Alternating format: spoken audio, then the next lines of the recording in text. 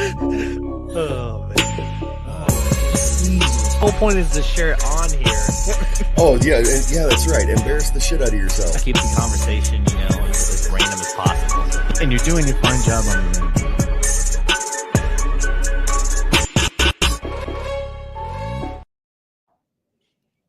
What's going on, everybody? Welcome back to JG's Lounge. I'm your host, Jukebox, and we are back with another episode of Stardom. With me today, we've got a return guest, Kyle Ament. I'm going to give you a moment here in a second, but we got Marcus McIntosh. He's our a new face here on the network, man. How you doing? Doing all right, man. Appreciate it. Happy to be here. Thanks for the opportunity. Yeah, man. Yeah. It's good to meet you finally. I've heard a little bit about you, some good things from Kyle. So I'm excited for this next hour to kind of get to know you and some of the stuff you guys have done together and separately. Sweet. Kyle, how you doing? Hey, doing well. Yeah. Good to be back. I go from never doing podcasts to doing multiple podcasting. Right. Yeah. I mean, since the first episode, you've been, in touch with me practically every day, and even offering to help me kind of update my IMDb and all that stuff, which honestly, I didn't even think about using IMDb as a platform for the shows to kind of help give everybody exposure. So I appreciate that. Sure. No problem. No problem. And yes, people, you don't need a pro account to actually upload things. I did not know that. Right. You just don't get to show your picture. That's all, which I don't like that. How much does it cost for an annual subscription on IMDb? I think it's 19. I think it's like 149 or 199 a year. I actually can't remember. But well, I guess it's not terrible when you break it down. No. Yeah, I can do like $19 a month. I say. Yeah. Oh, you can break it down to monthly payments too? Yeah. Because like mine is through Amazon. My account's actually through Amazon. It's attached to my Amazon. So. Oh, I didn't know you could even do that. Yeah.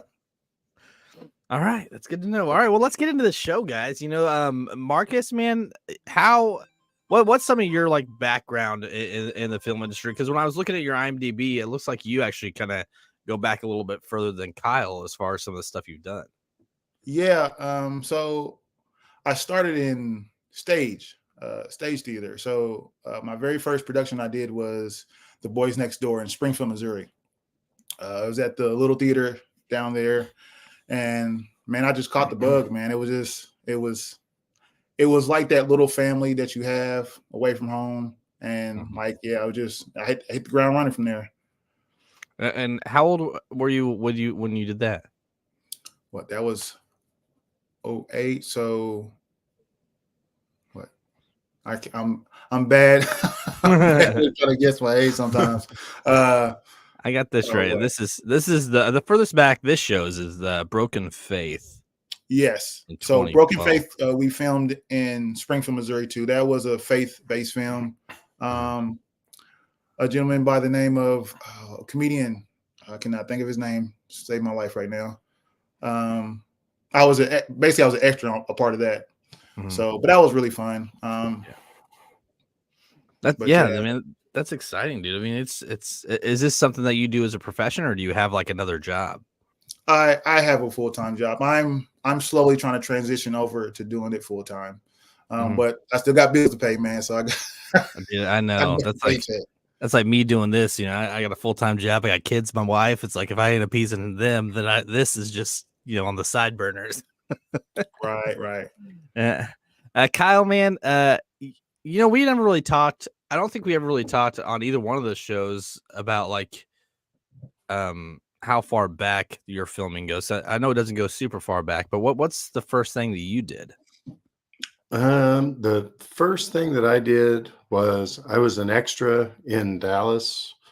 I lived in Dallas, and while I was there, my wife and I were learning Spanish, which don't try to speak to me in Spanish. I moved away from Dallas. No, but we were learning Spanish, and the Spanish instructor was from Peru, and he was on Queen of the South as an extra. Because they wanted people that were Hispanic to be like in a bar scene and different things. So he did that. And I did, what was it called? They changed the name of it. Hooking Hooking Up. Hooking Up. That's what it was. And they changed the name of it. And so I went in and I was just in the background of a gym scene. It's the guy from Veep was in it, Vivian Fox. There were like a whole bunch of people that were in it, and I was just in the background working out. So that's it. Did you just go? Do you actually live down there at one point? Yeah, I lived there at that point. So yeah, so then and then I was in like a couple other things as extras, and then I did a couple of like university short films, like for people's senior thesis. I probably did like 3 of those, 2018 to 2019. And then I got on Lone Star Justice as a background. It's a ID network thing. They went, there was some town and they looked at crime that was solved, and like their biggest crimes, like in, I don't want to name the city, but I want to say Tyler, Texas. So I'll name it. It was something like that. I'm off on the name of the city, but some town of like 150, 200,000 people maybe. And I was a crime scene investigator. So they show me like very low skilled work, like looking at bullet holes and looking at, they put clothing detergent all over this car. And when you shine the black light on it, it shows up the same as, blood or whatever would go up. Yeah. And so they rubbed it all over the car, and then they had us practice it. And I wore a cowboy hat, so it was all good. Yeah. And so, that's what I did at first. And I had an interest in doing more. It was just like Marcus, but Marcus actually had a role with speaking and all that. That character in that stage play was, I don't know if you're familiar with The Boys Next Door. Man, it wasn't your average conversation with people. Like I would just blurt stuff out randomly during the whole set. So it was very, very trying, but it was a lot of fun though. Like I could just let loose. And so, That's some people thought that's really how he was. He told me like where they thought that he really was like that. And so where other people thought other things, but they thought that was him. Like, don't make fun of him. That's really him, I thought that's kind of cool. Yeah. That is cool. And one thing about Texas that I do know is that they have something called South by Southwest. Sure. You're probably familiar with that? That's the most familiar. That's in Austin. Yeah, it's like film and music kind of thing. Yeah, it's a real big festival. Yeah, and I mean, here in town, a lot of people don't even know about it, which is surprising. Well, it's one of the big ones. I mean, I think like if you look at in North America, the top 4 or 5 festivals, it's one of those. That Toronto is huge. I know. Yeah.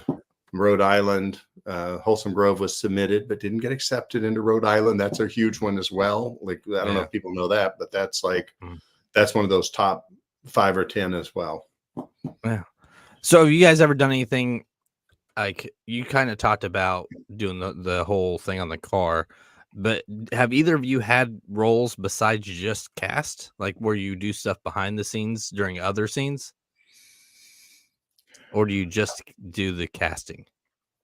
I mean, I've helped out behind the scenes before, just on sets that I've worked on. But other than just being cast as just like the crew, no, I haven't. I'm usually part of the main cast and stuff. So I've done a little bit. I've done a little bit of behind the scenes stuff. I'm like usually it's like a day. One time I helped out a lot more on Strange Toys than I ever had, and where I drove somebody around who was from Los Angeles, and I was in it as well. I was in scenes with the person, but I drove him around for like several days, went out to eat with him every breakfast, all that kind of stuff, just kind of make him feel comfortable. Is basically what I was doing. No, that's all right. No, that sounds fun. I do want to talk a little bit about this because I know you both play in this one. Yes. I went on Amazon and found this. I did pay for the first episode. So awesome. I'm probably going to watch the rest of it. I didn't even finish the first episode because I had to come to the show. I woke up this morning and I was like, I wonder if I could find the Dead Legion. And I did. I found it. It's on Amazon Prime if anybody wants to check it out. It's pretty good. Absolutely. How? What was your experience like doing this?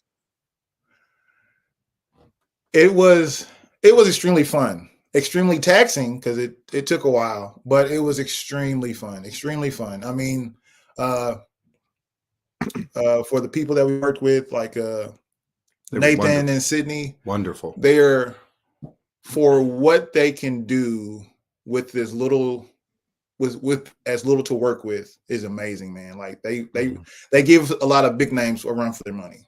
I'll just put it to you like that. Yeah. So I agree. They were wonderful. I mean, that's like they. I mean, this he's been working on this for years. Nathan has, like, wrote it, and then she helped him rewrite it, and then they put it together. And I just think that together they can do about anything film related. Absolutely. It's pretty spectacular. Absolutely. Is there a difference between as far as like setup goes and shooting the scenes from doing a film to doing an actual series? I view the time commitment. Yeah. I filmed over 20 days. I'm in the first 9. He's in all 15 as usual. Marcus shows me up. He doesn't want to like rub my nose in it. He just wants to push me aside for the last 6 episodes.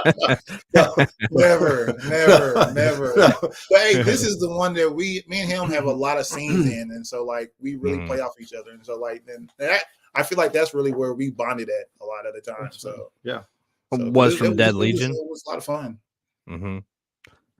Yeah, you guys. It's like I said, I still have a lot to watch, and I'm gonna watch it. But doing a zombie film, I mean, I feel like trying to play that role, knowing that they're just actors and actresses, is it difficult to kind of get into that mindset that they're actually zombies? No, I mean, yeah, the ideal is kind of far-fetched, but I mean, the fear is one and the same, you know. It's just embodying something that you are really fearful of a lot of the time, you know. It's just dropping yourself into those emotional spaces so you can give a good performance. And just sitting here talking to you guys, neither one of you kind of come off as a bad tough guy, but in the series, you guys are killing it. I appreciate that. Yeah, Marcus is kind of the hero, and I'm kind of the person who likes to disagree with him in the series. Yeah. So yeah, that's kind of funny. It's funny.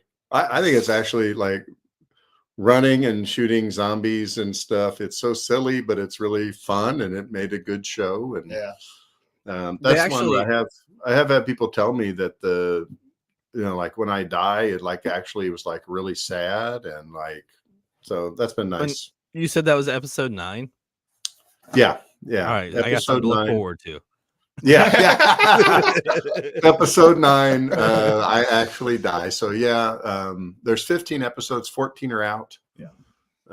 There's still, I don't know when the 15th one will come out, but hopefully soon. Okay. Is there any particular spots during the shooting that's very memorable to you guys? Like whether it was like meeting up with the crew after the show, or something just stupid happened with like the props or something? Well, for me, we was shooting at the elementary school in St. Joe. Oh. And it was extremely cold, and we obviously, you can see in the scenes where I'm always wearing like a cutoff sleeve shirt and stuff like that, and I was in so much pain because I guess I had COVID. I found out later on after that day because I was in so much pain. And so, like, you know, seeing those scenes from that day, I was like, wow, okay, I really played it off. You wouldn't know I was sick, but I was during all those scenes. So it's just kind of funny to me. Yeah, and it was cold out that day, so like I went and got in this car with him because we were both warming up in his car, and he's going like this, just leaning back, like with his eyes shut, like he's so miserably tired. I thought, man, he's really cold and tired. No, I'll answer your question too. Like my favorite day filming had nothing to do with filming. right. We went to these, we filmed a lot of outside scenes because it's supposed to be wandering around, like just like that picture you saw was at cemetery in St. Joe. And we were out in the woods south of St. Joe, like kind of on the way to Kansas City for a lot of days. And when we were there one time, they brought hot dogs, which I don't even love hot dogs, but they brought hot dogs and marshmallows, if I remember right. And I was smoking a cigar and I gave someone else a cigar and there's a fire and it was like really fun. It was like playing around. And I like to waste time. So it actually fit well. So that was all shot in St. Joseph. That's not far from here. Big chunk. Yeah. Big chunk of it. Okay. Yeah. It was in KCK and Tonganoxie. And And I can't remember where that park was that you're talking about. yeah, that was somewhere south of St. Joe, but I don't remember where. Do you guys know? Do they have to get do you know how they actually get in contact or actually get the approval to shoot in certain locations? Well, the funny part is about Dead Legions. They knew a lot of people already, but obviously living there and everything, I'm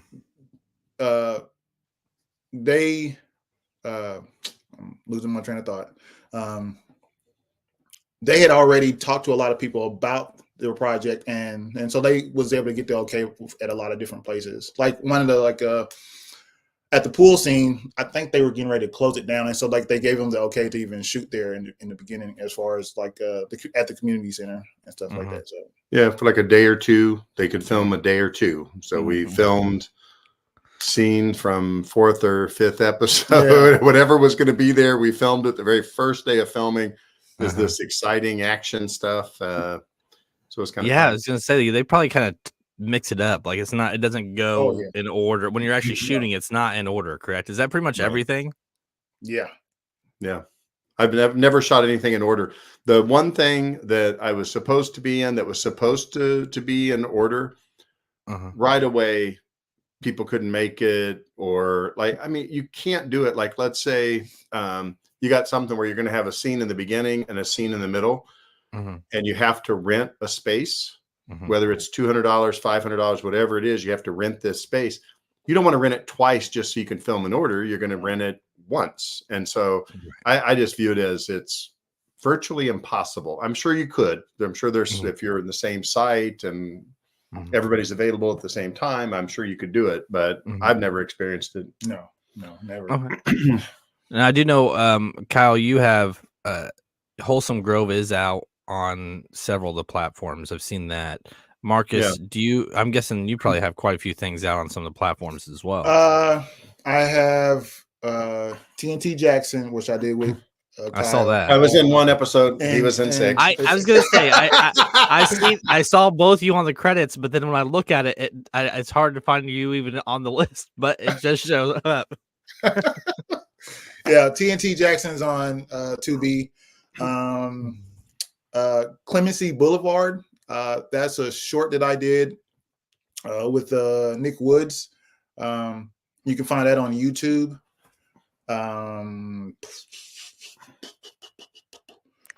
I do have to say that this is a pretty funny cover. Yeah, I like it. For TNT Jackson, that's good.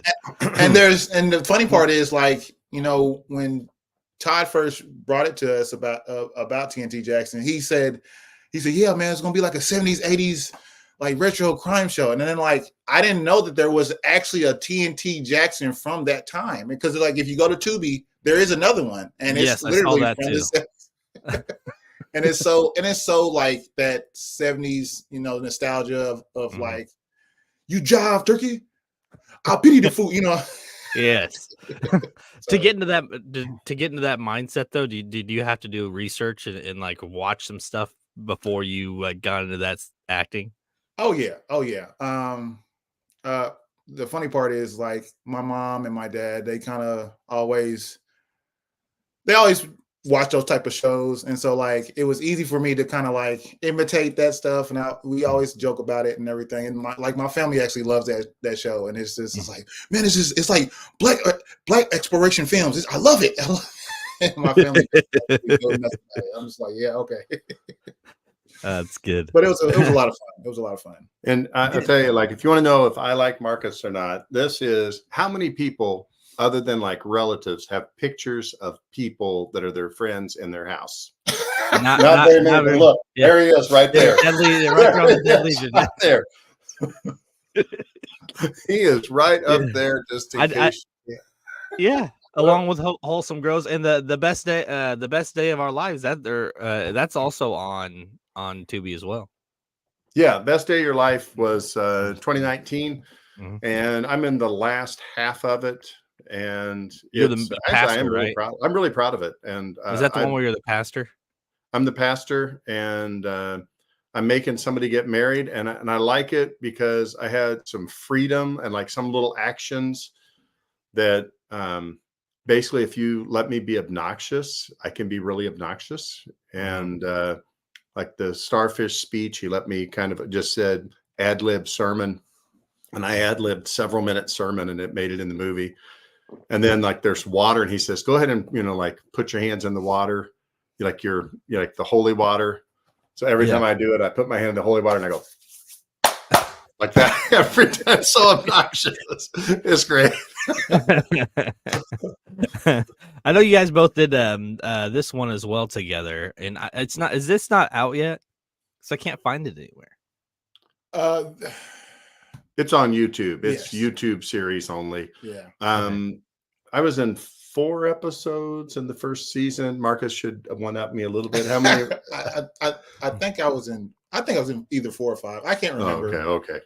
So what's the story behind this one? I mean, there's that little brief description there, but do you guys?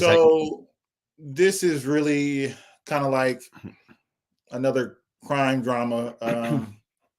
It's basically about a young lady, just kind of troubled past. Just kind of like the inner workings of inner city life and the turmoils that people go through and some of the baggage that people have and situations they get into. It's really the gist of it. It's kind of based off a true story to a degree. So, okay. But I feel like based off true stories, like when you see that or hear it, usually when you dig into it, it's a very small amount of it is actually based off true events. Yeah. I mean, it touches and goes. Obviously, it's entertaining. It's entertainment. So they kind of hype some situations up a lot more than what it actually went down. So, but for the premise of it, it's kind of follows somebody's life.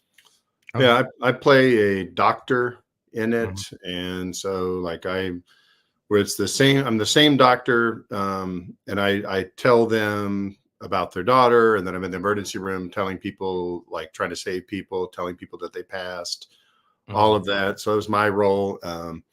Marcus is the bad guy, like yeah. I'm like a womanizer, and I'm kind of a piece of crap, man. Just to be honest, just to be honest. So that sounds like a role that Kyle should be doing. Yeah, that's what I think. That's what I think. So yeah, I mean, like it was fun, Yeah. Matter of fact, Kyle's the one that brought me onto it. He was like, Mark, you need to get part of this. Okay. And I just showed up one day. They was like, hey, we want you. I'm just like, oh my goodness. Here we go. That's good. Now, have you guys been spotted out in public by somebody that recognized you from one of your shows that you didn't know? Not out in public, but through family I have. Matter of fact, one of my daughter's friends, they were watching something, or they seen a picture of me. They was like, who is that? They was like, that's my dad. That's your dad? Is he? He's on this, isn't he? It's like, yeah.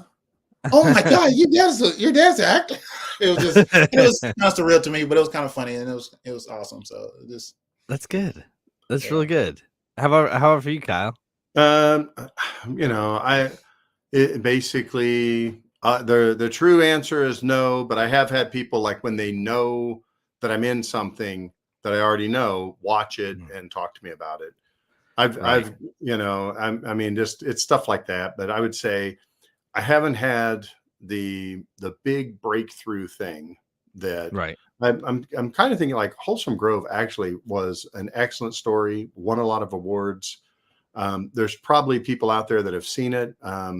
My dad's fascinated by the fact that in Springfield, Missouri, you can click on something made in Kansas City and watch it. And like even Dead Legion in the beginning, he was talking about all the thousands of people that had watched it or bought episodes. And so there's people out there who probably would, but I honestly, Now, sorry, it's a bad story, but yeah. No, it's good. And actually, the reason I bring it up is because podcasting, in a sense, has that same kind of vibe. Like, I've on a lot of Facebook groups, like, whatever, podcasting, film and industry, and some other comedy ones, because I do a lot of comedy stuff on here as well. And I was at work one day, and somebody goes, "Oh, you're Jukebox Ginger." And I was like, "What? Yeah, that's me." And it's because he was on one of the groups. He was another podcaster here in town, but it just that feeling of like, oh man, somebody knows me. Right. Oh yeah. Well, actually, in that respect, like actors, I mean, I can't say I know every actor in Kansas City, but honestly, I have worked with over 25 directors, and I'm getting ready to do my 50th thing, coming up soon. It's an advertisement. I'm driving to St. Louis for it, but there's I'll be doing my 50th thing, but most of my stuff's been done in Kansas City. And when you get with one group and you go on, maybe one person and there's 10 other people you meet, and then you go to the next thing and you recognize one or two people and there's 15 other people you meet, and you do that for years and years and years, you really do get to know and so I've met people. I was at a film festival in Leavenworth, Kansas. It's the same film, Wholesome Grove, which was then in Kansas City Festival. When I was in Leavenworth, like I recognized actors and directors from Kansas City that I'd never worked with. And a lady there recognized me and said, "I know you," and all this. And we talked and stuff. I knew her too. I'd seen her in a play as well as in a movie or whatever, because it's like, I mean, it's a kind of a small world. I mean, there's, there might be thousands of people who say they're doing it in the Kansas City area, but it's the same 400 or 500 that are really doing it over and over and over. Right. And I would say Marcus and I are two of those. Yeah. I gotta say one of the biggest name people that I've had on, which I've said, Larry Hankin, the older guy that played on Friends and he was on Breaking Bad. One thing he told me about acting is that for him, he's like, being an older guy, it's harder to get roles. But I don't know if that's accurate or not. I have to ask somebody who's old, I guess. Yeah, no, neither one. Well, you're talking about a 70-year-old guy, 80-year-old guy here. So, but he's one of those like people that's like, I know your face, but I don't know your name kind of actor. Absolutely.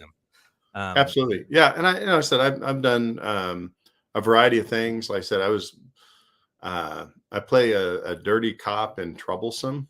And it's, basically it's sometimes I would play the end, like people are still working at my age. I'm 55. So it's not unusual to see a detective who would be 55 years old. So right. I haven't aged all the way out yet.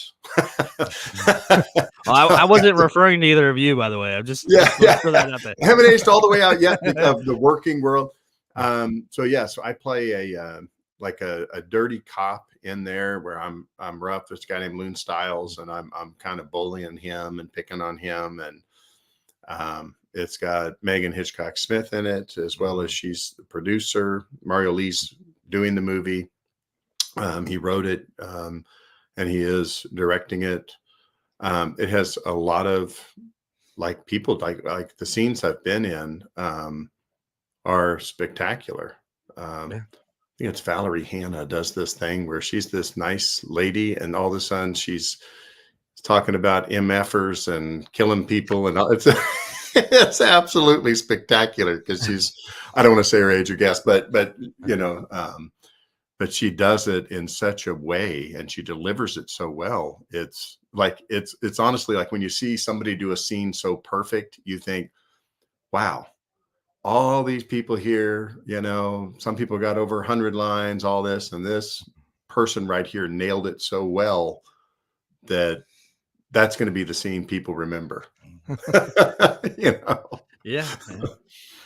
So let's kind of shift it from the movie side of it to the social media side of it. Do you guys, first off, what is your guys' thoughts on social media in general? Do you like it? Do you not like it?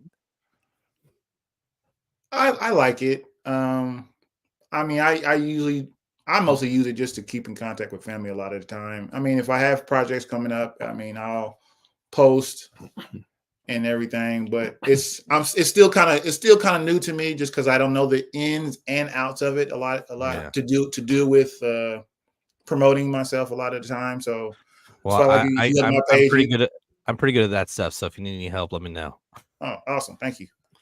But yeah, I mean, I usually like to talk to this guy here. Like, I get on Facebook Messenger to talk to him a lot of times. But other than that, I like social media. I think it could be used probably more effective than I'm using it. But only reason why I have Instagram is because I was a part of a project, Cult of Blood, with Robbie Lopez, that should be coming out soon. I was a part of a project with him, and that's where they had their groups. Like most other ones either don't have any groups at all, send mass emails, but probably for the majority of places do a Facebook group.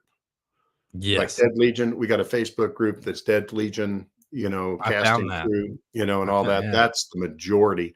But this one, they chose Instagram because that's what was the big one for some of the people in the group. So I got Instagram.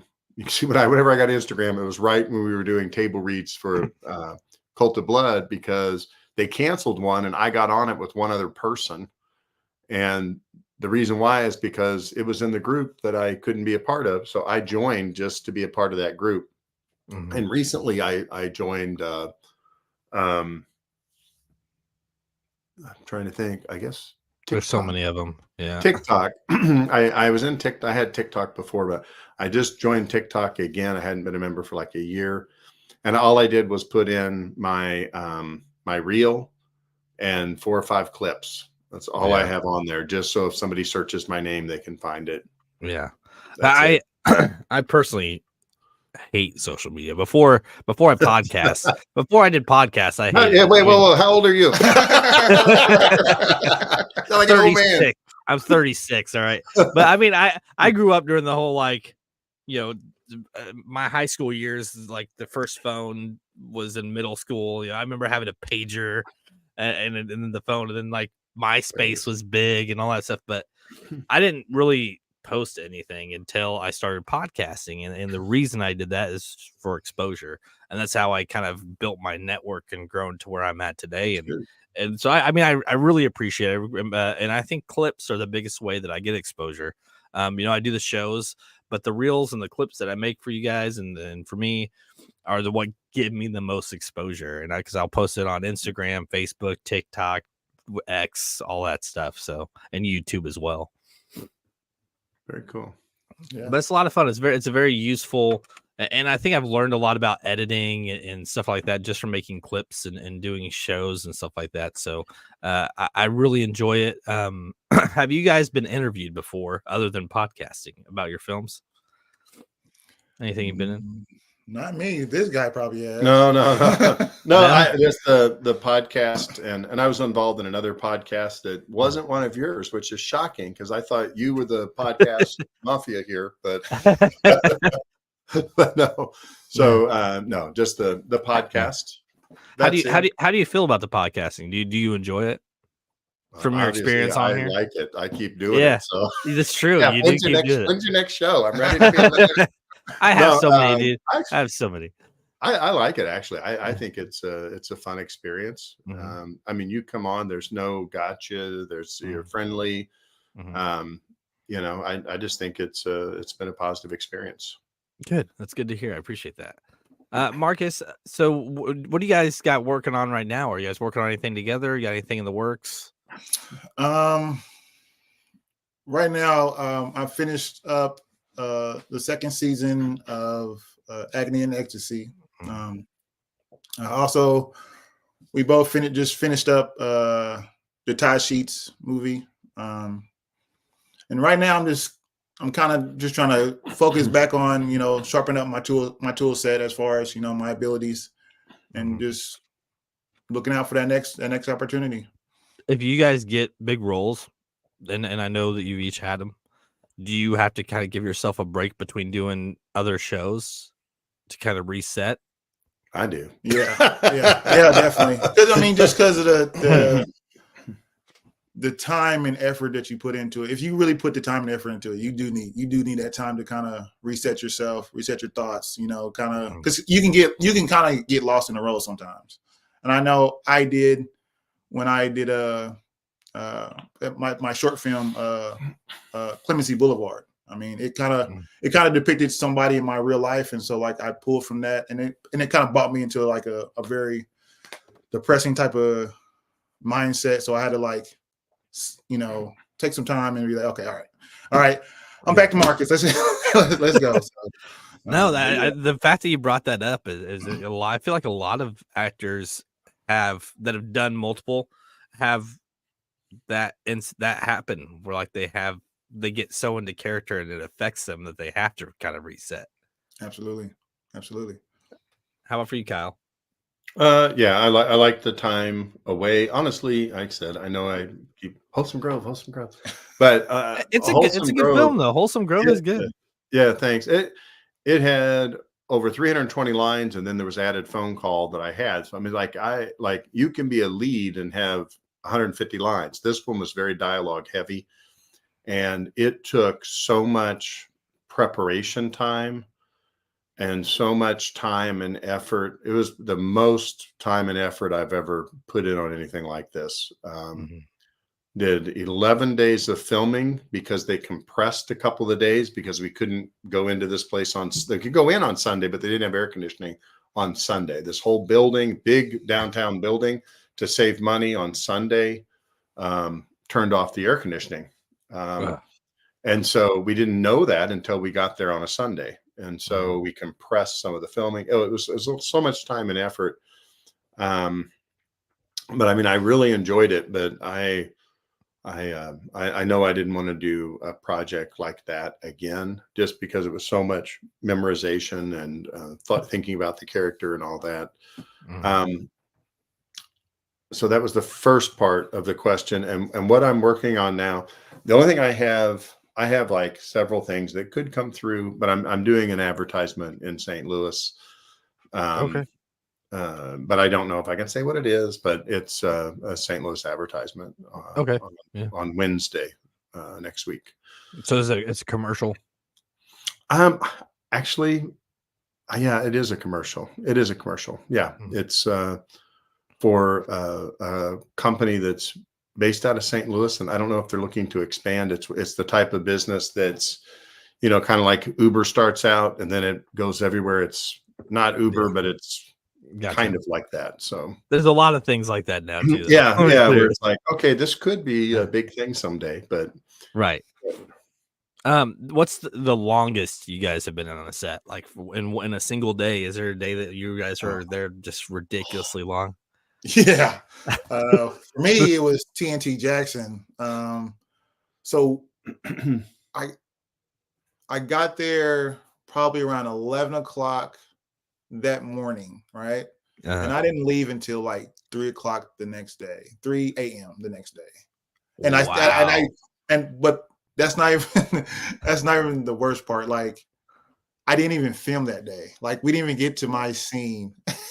And so I was there, and he got to me. He's like, Marcus, I'm so sorry, man. He said, we gonna come back tomorrow. We're gonna get you in. I was like, it's all right, man. It's okay. It's all right. And I'm really easygoing, man. I'm just, because I love the process. I love every aspect of the work, the what it takes to make productions and stuff like that. So I don't ever take that type of stuff serious, where some people, I've seen people be like, I'm never working with you again.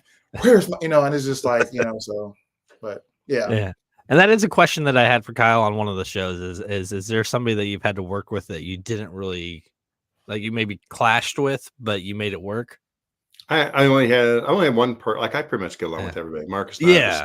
same, but that's why I like Marcus. He and I both Uh, go in and nobody's gonna say, what a jerk. At least I Yeah. hope not. But I think I talked about him before. I had one Yeah. guy who knew the script very well and wanted everybody to say their exact words and all that. I just worked with him one day in 2019, and I found him extremely annoying. And he's one that if I had to work with too much, I probably would have been a jerk back, and then it would have been a thing that it would Yeah. be like, no, all right, your lines are this. You said this, which is okay, but this is what your lines are. I just want to make sure you know that's your line. And like there was stuff like that where it's like Just you think yeah.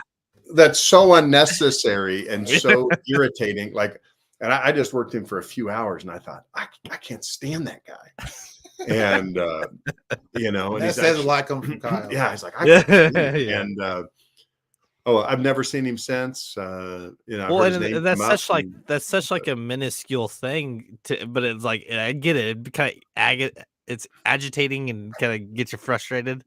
Yeah, and he wasn't. It was like basically he was like directing the director and all. I mean, he's someone who'd been around a long time, and he's older than me, and he's probably right on everything he's saying. It's just kind of like he doesn't have the position to do what he's doing. He's acting like a Right. script supervisor or director or Mhm. something, and he's just Right. an actor, but he's like making sure everybody knows that he knows everything better than them. And Yeah. oh Those well, are I found him great really those annoying. are great And I've people to be also, around, okay? yeah, and I've had a few 12 hours or more days as well. Yeah. Um, and like the Maximilian group in Overland Park, Kansas, they're flat out. I mean, that's the expectation is you're going to be there 12 hours. You Oh, sign a well, I mean, contract. if they tell you Yeah, ahead of time, yeah. it's good too. I mean, they feed you well. They pay you the very last day. They like everything's great about them. It's just it is a longer day than most places. Mhm. How about for you, Marcus? You got anybody that you've ever kind of maybe butted heads with or clashed with, but you made it work? No, I can't say that I have. Usually I'm too submersed into just trying to pull experience from a lot of the people that I work with a lot of the time. And that goes from crew to some a fellow actor that I'm working with, or even from a director. I'm always just really just asking questions about just furthering myself really. So We have two different approaches when we go on set. Unless we're together, then we do the same approach. So, Yes. Well, that is so one thing though. Like when you've worked with somebody and you go into a new shoot or a new film or whatever, like at least you guys know that you have somebody to kind of lean on during the shows. oh, hey, absolutely. I love it if Marcus and I are in something together, because it's kind of like you got a safety net. You got someone you can talk Right. to in between. You got someone you can watch. That's fun to watch your friend do stuff, and it's I enjoy it. I enjoy Mhm. like working with people I like. I like it. Yeah. That's But good. I meet everybody. So Yeah. Marcus Moore goes in, doesn't cause any problems, keeps to himself, Yeah. relaxes, shuts his eyes, does his thing. And Yeah. I go in and I'm gonna make people talk to me. Yes. Yeah. Well, and you know what? That's kind of how I am too. I wouldn't say I make them, but it's like I'm a very approachable person. Yeah. And like I've had a lot of people go, well, how'd you get that person on, or how'd you get that? I'm like, because I messaged them. I just, oh wait, what if they say no? Then they say no, or usually, Right, right. especially when you get to the bigger name actors and actresses, they don't even open the message anyways. You're probably familiar with Jackass. Wee Yeah. Man from Jackass. I emailed or messaged him like my first year doing podcasts, and it took about a year and a half, and he replied to me, and I was shocked. But just stuff like that. It's like if you don't go out there and just start talking to people, then you ain't gonna get guests on. People don't just come to you. Right. Yeah, that's So, good. yeah. But no, I like it whenever I recognize someone on set who is friendly. I know and there's a lot of them out there who, like I said, I look forward Mhm. to seeing them and get excited when I see them. Mhm. So another guy I was sad because I like basically you get someone you've never worked with, you've never been a part of things before. Mhm. This guy named Connor, and all of a sudden he and I are in everything together. and then he moved to Japan to teach English recently. But yeah, he was a like some sort of scientist. I don't know if it's biology or chemistry. Sorry, Connor. And he told me, I just don't remember, but that's what he did. And I would, and he also did all these movie things on the weekends. And so he was in, I think I saw him in, what was the River Beauty with Robbie Lopez. And then I saw him on Krampus. He came on Krampus, this little thing, Naughty. You dressed as, you were dressed as Krampus, weren't you? Yeah, yeah. And then I was Santa and Krampus, and then I saw him in some of the Maxi Billion stuff, and I know there was something else I saw him in between. And so it's kind of like you get used to seeing him. I'm like, and I see him, and he's like this 30-year-old, handsome, good-looking guy who plays like usually he plays the jerk boyfriend, because we talked about it. Like I usually played the jerk old man. He plays the jerk boyfriend or whatever, the jerk father, right? Protective father, whatever, something like that. And we talked about it. And I would even say, so are you playing what was it? Reticent. We were both in Reticent together too with Tanner Smith. And I saw him and I said, what are you playing? Are you playing the jerk boyfriend? And he's like, oh no, I'm playing the jerk fraternity hazer. I'm like, oh, okay, good. It's like always the same stuff. So it's like, I actually really like the guy. And then all of a sudden he's gone. So yeah, he left to go on an adventure, which is really cool. Yeah. So as we start to wrap this up, I am curious, are either of you married or in relationships? No, we are not married to each other. Well, obviously. I feel like the vibe between the two of you would be a little bit different if that was the case. Right. Well, and I ask because it's like, how does your spouse feel about you guys doing this stuff, or your family? My family is really, really supportive. Like my mom always tells me, she's like, Marcus, you've always wanted to do this. I was like, since when? I was, because like I'm a big movie buff. I love watching movies. I love going to the theater and everything. And so like, I've always, I can remember being a kid and acting stuff out, just like any kid does, acting out your favorite character from a movie or from a TV show or whatnot, so it was, so no, my family's super supportive of me. Good. Yeah. My wife, she lets me do whatever I want. So really, like, just like your wife must be, let podcasts and stuff. So I have a little corner unit in the basement. That's what I got. Okay.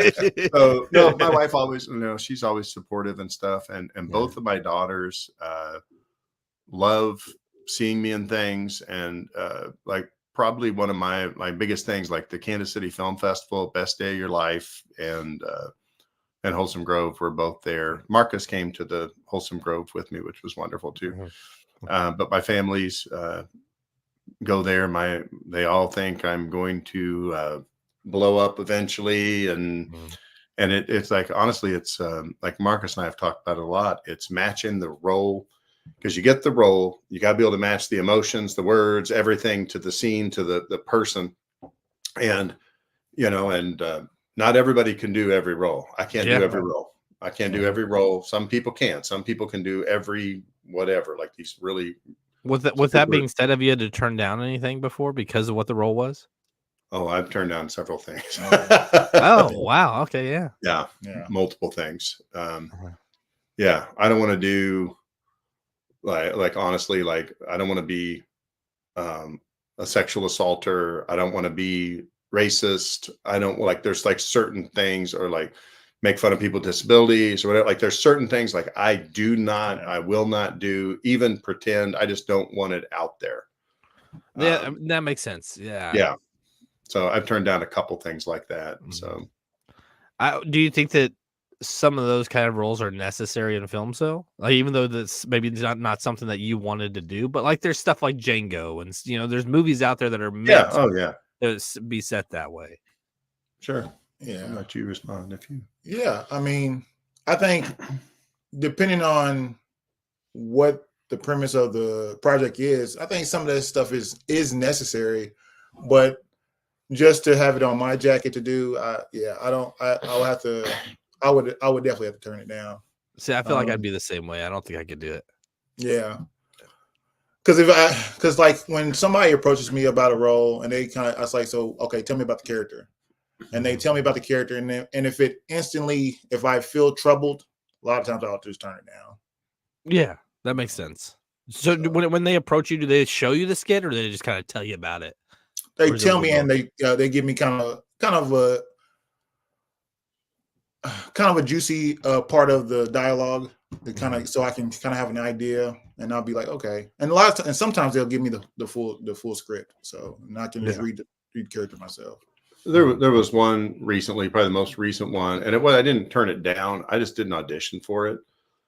I sent in like on Backstage or something, and they sent me the script to do the audition, like a page, and I read the thing, and it's just like, I don't want to say what it was, but it was like the guy was like, I love being obnoxious, but not obnoxious in a perverted way, and comments he made were like, I'm like, I don't want to do that. Yeah, I mean, it's just not like, I looked at it as like, well, grab my ankles and blah blah blah, like all this stuff, and I thought, there's no way I'm going to do that. Like, and I've actually had stuff like that where like I'll reach out to somebody and then they'll be like, okay, but you can't ask me about these things and you can only ask me about these things. And I'm like, I'm not doing that because that's not the kind of person I am. I can't just sit there and it's my show. I want to sit here and be calm and collective with you guys and just have a normal conversation with the guests. And when I feel like it has to be scripted or like catered to the guest, like I can't do that. Like I want to help you guys, give you guys exposure, but I want to do it casually. I don't want to feel like I'm the one on the side burner here, So I guess as we wrap it up here, the last thing I would like to ask, because this is something that I do with shows, is when you finish something and the finished product is out there, do you guys rewatch it and critique yourselves? I do, and I hate that I do, because I don't ever think I do a good job. So, and everybody say, Marcus, you're so hard on yourself, and so, but I mean, it's just I want to put a good product out there. I want to always put my best foot forward. I just always want to get better. You know what I mean? Mm-hmm. So, and I think I'm gonna start taking a book out of Denzel Washington's page out of Denzel Washington's book. He doesn't watch none of this stuff. After he finishes something, he doesn't ever watch it. So I might start doing that just so I don't be like, that's horrible. God. So, but yeah. And then again, I do it too. So I mean, I get it. Yeah. I love watching myself on TV. You make it sound like you stayed and looked at yourself in the mirror. I love looking like, oh man, if I had hair. No, I enjoy watching performances. I laugh when I'm the bad guy. Like, I laugh out loud. I think it's fun. And I do critique myself as well. So like I do say, why do I do this same pose 3 times in the whole movie? Why didn't I one time do this or something? Because you watch it and you see, you see your mistakes, and that's unfortunate, but I mean, you see those, but I enjoy it because it makes me laugh when I am being mean to someone. Like there's a guy who's in Wholesome Grove with me that I am mean to the whole time. And I know I say, stop interrupting me while I'm thinking, and like stuff where it's like so mean. Yeah. I laugh because it's so mean. Because again, like I said, the guy is wonderful. Mm-hmm. And so, so I'm doing that as this guy named Justin, who's like absolutely wonderful person. I really like him. And so being so mean to him makes me laugh because it's so silly. And as soon as the camera went off, which probably is not good for staying in character, but this guy and I were the same on that. We didn't really have to be in character. As soon as the camera stopped, he would tell me off for me telling, like in real life, like because I told him off on film. And it actually is a funny guy. I That's went and good. saw, he just plays in town as well. I went and saw his place, but he would, yeah, he did that. Funny. That's funny. Yeah, Jeremy. I said Jeremy Walters. Jeremy Walters. Yeah, where he would tell me off as soon as the camera went off. Good stuff. Good stuff. Well, you guys, we hit about that hour mark. So yeah, and I appreciate both you guys coming on. Is there anything that you guys maybe want to discuss before we wrap up? Is there anything you got coming up that you've been working on, or? No, Dead Legion. Like I said, Dead Legion. There's Marcus Legion, right yeah. there, right in the very front with Yeah. gun in each hand. That's Marcus right there. And I always have him on my wall. I've had him on my wall for a few years now. And I would say that's something that, like, we're both in together. Strange Toys, which hasn't come out yet, with Robbie Lopez. Yeah, I saw that. What is that? Is that supposed to? Because it looks like Stranger Things, like the cover. Now. Well, no, it's way sci-fi, like with toys coming to life and all. Like it's got a lot of stuff to it. I play a bounty hunter. And he's the policeman. I'm a very cookie cutter police officer that just cookie cutter police officer. Yeah. So it's just it's comical. It's definitely comical. So do we have any idea on like when that's going to be released? I have no idea. Actually, no idea. I don't know any. That's got to be the hardest part of doing. I would guess way more than a year, but I don't know. I could be surprised, but I would guess it's more than a year from now. Well, and like most, I do know like most films and stuff are usually done like years before they're released, right? Well, it depends. Like some people do, like can do it within a year. Mm-hmm. Like you do something in January and it comes out in August or September. Like maybe you film January, February, it would come out. And other people take a year and a half because they before it comes out. Other people take 3-4 years before it comes out. So you never, it's just, and actually I'm really prefer a year and a half or less because by the time something comes out, it's like you can forget about the project almost. You've done so many other things since then. So I like it better, but at the same time, I understand sometimes that's just the way it is. Yeah, I'm guessing like getting patents and licensing on a lot of that stuff too, right? Just because people could probably steal the idea too. Like if you release something without any like licensing or anything on it, can someone steal the product? I'm guessing. Yeah, I've actually taught people who've had their ideas stolen. Yeah, really. Yeah.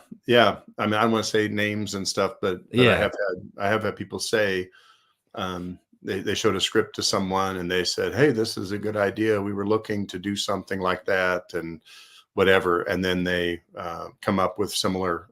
Tell people, I guess, I don't know if they steal it directly, but then they come up with something very similar. Yeah. That would suck. And that's a big thing for what I do is like, I feel like I researched when I first started podcasting, I researched a lot on how people podcast. And I was like, no, I attempted to do it, but it didn't feel like me. So then I kind of got into my own rhythm and my own niche on how I do things. And I love it. I mean, I follow networks of podcasters and a lot of them either just talk shit about each other or like there's no like premise to what they do, but I feel like a lot of my shows are more relaxed and kind of just getting to know the people I have on. So very cool. Marcus, man, I appreciate you coming on. Kyle, I obviously appreciate you. You've been on 3 shows now on the network. I gotta hit all 19. I gotta hit all 19, man. We'll get you on all. And Marcus, I'd be happy to have you on some of the other ones as well too. Awesome, man. I'll get you. I'll get you on some of the other ones too, Kyle. Some of them won't be more catered to you though, because there's more of a like concept to it.